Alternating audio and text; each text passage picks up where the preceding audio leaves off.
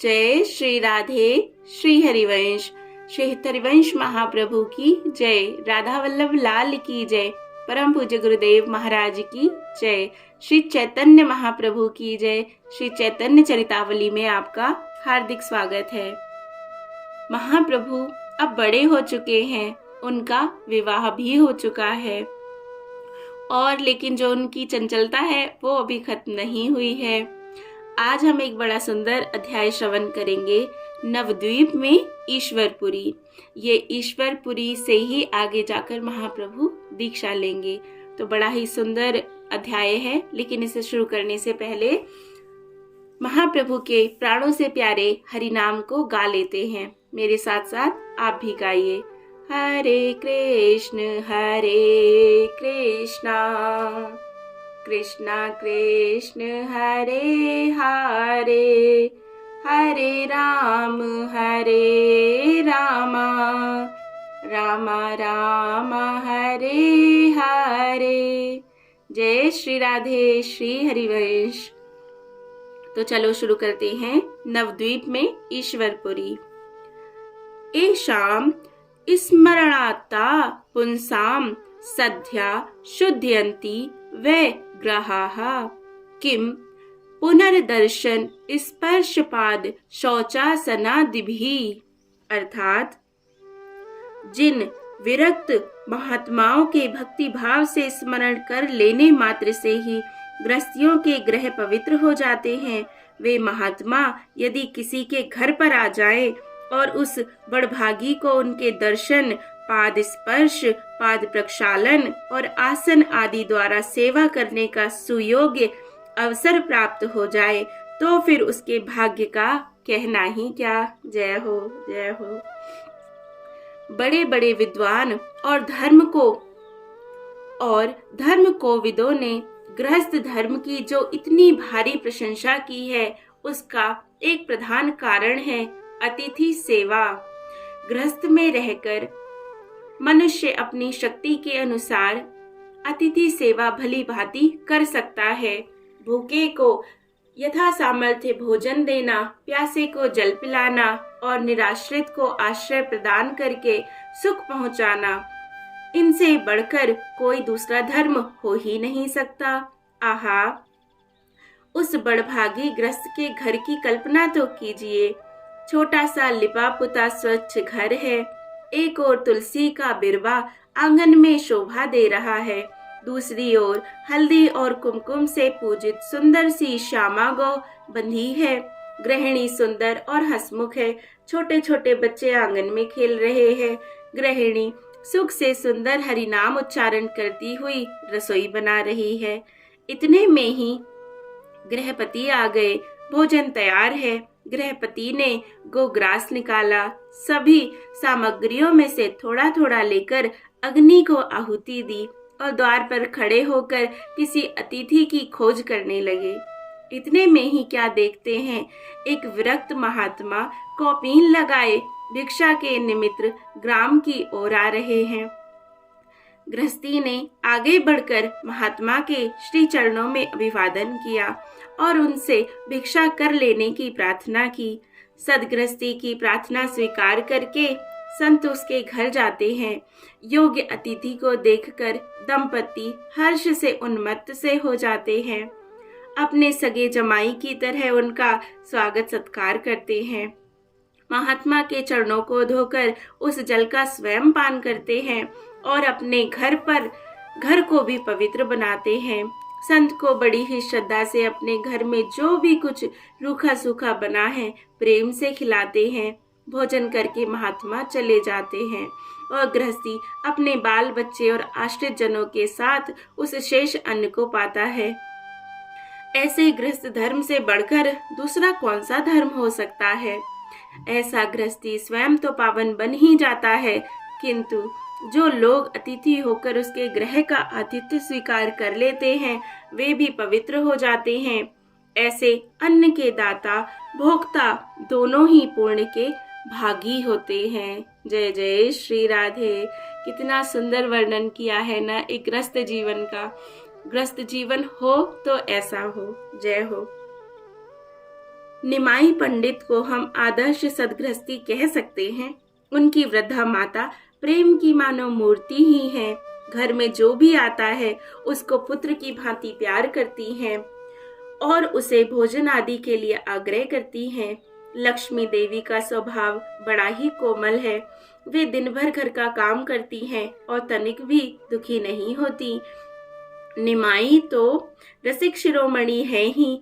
वे दो एक के साथ बिना भोजन करते ही नहीं। लक्ष्मी देवी सबके लिए आलस्य रहित होकर रंधन करती हैं और अपने पति के साथ उनके प्रेमियों को भी उसी श्रद्धा के साथ भोजन कराती हैं।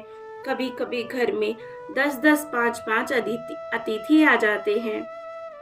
वृद्धा माता को उनके भोजन की चिंता होती है।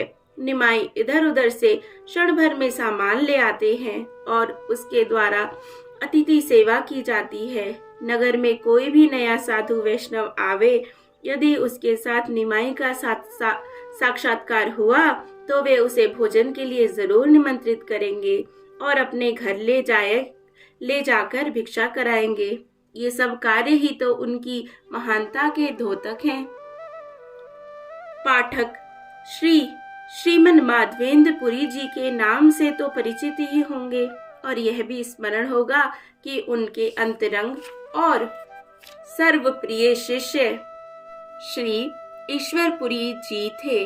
भक्त शिरोमणि श्री माधवेंद्र पुरी इस असार संसार को त्याग कर अपने नित्य धाम को चले गए। अंतिम समय में उनके रुधे हुए कंठ से यह श्लोक निकला था। अति दीन दयाद्र नाथ, हे मथुरा नाथ, कदा वलोक्य से हृदयम त्वद्लोक कातरम दयति भ्राम्यति किम करोम्यहम। अर्थात, हे दीनों पर दया करने वाले मेरे नाथ, ब्रजेंद्र नंदन, इस चिरकाल की प्यासी आंखों से आपकी अमृतो उत्पम मकरांध माधुरी का कब पान करूंगा। हे नाथ, यह हृदय तुम्हारे दर्शन के लिए कातर हुआ चारों ओर बड़ी ही द्रुत गति से दौड़ रहा है। हे चंचल श्याम, मैं क्या करूं। यह कहते कहते उन्होंने इस पांच भौतिक शरीर का त्याग कर दिया। अंतिम समय में वे अपना संपूर्ण प्रेम श्री ईश्वरपुरी को अर्पण कर गए। गुरुदेव से अमूल्य प्रेम निधि पाकर ईश्वरपुरी तीर्थों में भ्रमण करते हुए गौड़ देश की ओर आए। इनका जन्म स्थान इसी जिले के कुमारहट्ट नामक ग्राम में था। ये जाति के कायस्थ थे। कोई कोई इन्हें वैद्य भी बताते हैं, क्योंकि वैष्णवों की जाति ही क्या, उनकी तो हरिजन ही जाति है। फिर संन्यास धारण करने पर तो जाति रहती ही नहीं। ये सदा श्री कृष्ण प्रेम में उन्मत्त से बने रहते थे।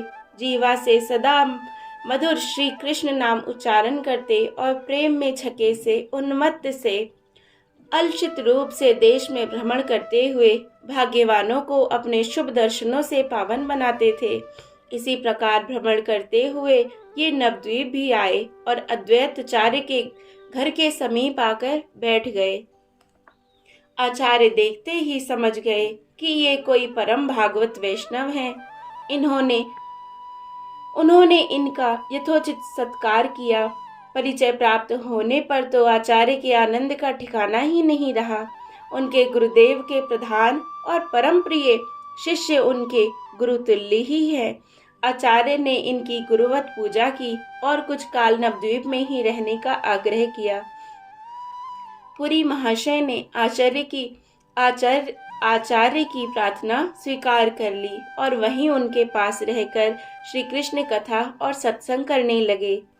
नवद्वीप में रहते हुए महामहिम श्री ईश्वरपुरी ने निमाई पंडित का नाम तो सुना था, किंतु साथ ही यह भी सुना था कि वे बड़े भारी चंचल हैं, वैष्णवों से खूब तर्क वितर्क करते हैं। इसीलिए पुरी महाशय ने भेंट नहीं की। एक दिन अकस्मात निमाई की ईश्वरपुरी से भेंट हो गई। सन्यासी समझकर निमाई पंडित ने पुरी महाशय को प्रणाम किया। परिचय पाकर उन्हें परम प्रसन्नता हुई। पुरी महाशय तो उनके रूप लावण्य को देखकर मंत्रमुग्ध की भांति एक टक दृष्टि से उनकी ओर देखते रहे। जय हो, ऐसा हो भी क्यों ना, क्योंकि जिसका नाम वो हर समय अपनी जीवा पर रटते रहते हैं, वे साक्षात रूप से उनके सामने खड़े हैं। उन्होंने सिर से पैर तक निमाई को देखा, फिर देखा और फिर देखा। इस प्रकार बार बार उनके अद्भुत रूप लावण्य को देखकर उनके तेज को देखते, किंतु उनकी तृप्ति ही नहीं होती थी। वे सोचने लगे, ये तो कोई योग भ्रष्ट महापुरुष से जान पड़ते हैं। इनके चेहरे पर कितना तेज है, हृदय की स्वच्छता, शुद्धता और प्राणी मात्र के प्रति ममता इनके चेहरे से स्फुटित हो रही है। ये साधारण पुरुष कभी हो ही नहीं सकते, जरूर कोई प्रच्छन्न वेशधारी महापुरुष है। पुरी को एकटक अपनी ओर देखकर हंसते हुए निमाई बोले, पुरी महाशय, अब इस प्रकार कहाँ तक देखिएगा, आज हमारे ही घर भिक्षा कीजिएगा, वहां दिन भर हमें देखते रहने का सुअवसर प्राप्त होगा। जय जय, कितने नटखट है ना निमाई। यह सुनकर पुरी महाशय कुछ लज्जित से हुए और उन्होंने निमाई का निमंत्रण बड़े प्रेम से स्वीकार कर लिया। भोजन तैयार होने के पूर्व निमाई अद्वैताचार्य के घर से पुरी को लिवा ले गए। सची माता ने स्वामी जी की बहुत ही अधिक अभ्यर्चना की और उन्हें श्रद्धा भक्ति के साथ भोजन कराया। भोजन के अनंतर कुछ काल तक दोनों महापुरुषों में कुछ सत्संग होता रहा। फिर दोनों ही अद्वैताचार्य के आश्रम आए। अब तो निमाई पंडित पुरी महाशय के समीप यदा कदा आने लगे। उन दिनों पुरी महाशय श्री कृष्ण लीलामृत नामक एक ग्रंथ की रचना कर रहे थे। पुरी ने पंडित समझकर इनसे उस ग्रंथ को सुनने का आग्रह किया। गदाधर पंडित के साथ संध्या समय जाकर ये उस ग्रंथ को रोज सुनने लगे। पुरी महाशय ने कहा, आप पंडित हैं, इस ग्रंथ में जहाँ भी कहीं अशुद्धि हो, त्रुटि मालूम पड़े, वहीं आप बता दीजिएगा। इन्होंने नम्रता के साथ उत्तर दिया, श्री कृष्ण कथा में भला क्या शुद्धि और क्या अशुद्धि। भक्त अपने भक्ति भाव के आवेश में आकर जो कुछ भी लिखता है वह परम शुद्ध ही होता है। जिस पद में भगवत भक्ति है, जिस छंद में श्री कृष्ण लीला का वर्णन है, वह अशुद्ध होने पर भी शुद्ध है। और जो काव्य श्री कृष्ण कथा से रहित है, वह चाहे कितना भी ऊंचा काव्य क्यों ना हो, उसकी भाषा चाहे कितनी बढ़िया क्यों ना हो, व्यर्थ ही तो है। भगवान तो भावग्राही हैं, वे घट घट की बातें जानते हैं। बेचारी भाषा उनकी विरदावली का बखान कर ही क्या सकती है। उनकी प्रसन्नता तो शुद्ध भावना ही मुख्य है। यथा मूर्खो वदति विष्णाय, धीरो वदति विष्णवे, उभयोस्तु शुभम पुण्यम भावग्राही जनार्दनः। अर्थात मूर्ख कहता है विष्णाय नमः, अर्थात विष्णु शब्द का चतुर्थी में विष्णवे बनता है। मूर्ख रामाय और गणेशाय की तरह अनुमान से विष्णाय लगाकर ही भगवान को नमस्कार करते और विद्वान कहते हैं विष्णवे नमः। परिणाम में इन दोनों का फल समान ही है, क्योंकि भगवान जनार्दन तो भावग्राही हैं। उनसे यह बात छिपी नहीं है कि विष्णाय कहने से भी उसका भाव मुझे नमस्कार करने का ही है। निमाई पंडित का ऐसा उत्तर सुनकर पुरी महाशय अत्यंत प्रसन्न हुए। उन्होंने प्रसन्नता प्रकट करते हुए कहा, यह उत्तर तो आपकी महत्ता का द्योतक है। इस कथन से आपने श्री कृष्ण लीला की महिमा का ही वर्णन किया है। आप धुरंधर व्याकरण हैं, इसीलिए पद, पदांत और क्रिया की शुद्धि अशुद्धि पर आप ध्यान जरूर देते जाएं। यह कहकर वे अपने ग्रंथ को इन्हें सुनाते लगे। ये बड़े मनोयोग के साथ नित्य प्रति आकर उस ग्रंथ को सुनते और सुनकर प्रसन्नता प्रकट करते। एक दिन ग्रंथ सुनते सुनते एक धातु के संबंध में इन्होंने कहा, यह धातु आत्मपने पदी नहीं है, परस में पदी है। पुरी उसे आत्मने पदी ही समझ बैठे थे। इनकी बात से उन्हें शंका हो गई। इनके चले जाने के पश्चात पूरी रात भर उस धातु की संबंध में सोचते रहे। दूसरे दिन जब फिर ये पुस्तक सुनने आए तो इनसे पुरी ने कहा, आप जिसे परस में पदी धातु बताते थे वह तो आत्मपने पदी ही है। यह कहकर उन्होंने उस धातु को सिद्ध करके इन्हें बताया। सुनकर ये प्रसन्न हुए और कहने लगे, आप ही का कथन ठीक है, मुझे भ्रम हो गया होगा। इस प्रकार इन्होंने पुरी के समस्त ग्रंथों को श्रवण किया। उस ग्रंथ के श्रवण करने से इन्हें बहुत ही सुख प्राप्त हुआ। इनकी श्री कृष्ण भक्ति धीरे धीरे स्फुटित सी होने लगी। ईश्वरपुरी के प्रति भी इनका आंतरिक अनुराग उत्पन्न हो गया। कुछ काल के अनंतर पुरी महाशय नवद्वीप से गया की ओर चले गए और निमाई पूर्व की भांति अपनी पाठशाला में पढ़ाने लगे। जय जय श्री राधे। श्री हरिवंश राधा वल्लभ लाल की जय। श्री हरिवंश महाप्रभु की जय। श्री चैतन्य महाप्रभु की जय। बड़ा ही आनंद, बहुत ही सुंदर अध्याय। इसके आगे भी बहुत सुंदर सुंदर अध्याय हैं जिनका हम श्रवण करेंगे। जय जय श्री राधे। अगर आपने चैनल को सब्सक्राइब ना किया हो तो अवश्य करें। जय श्री राधे। श्री हरिवंश।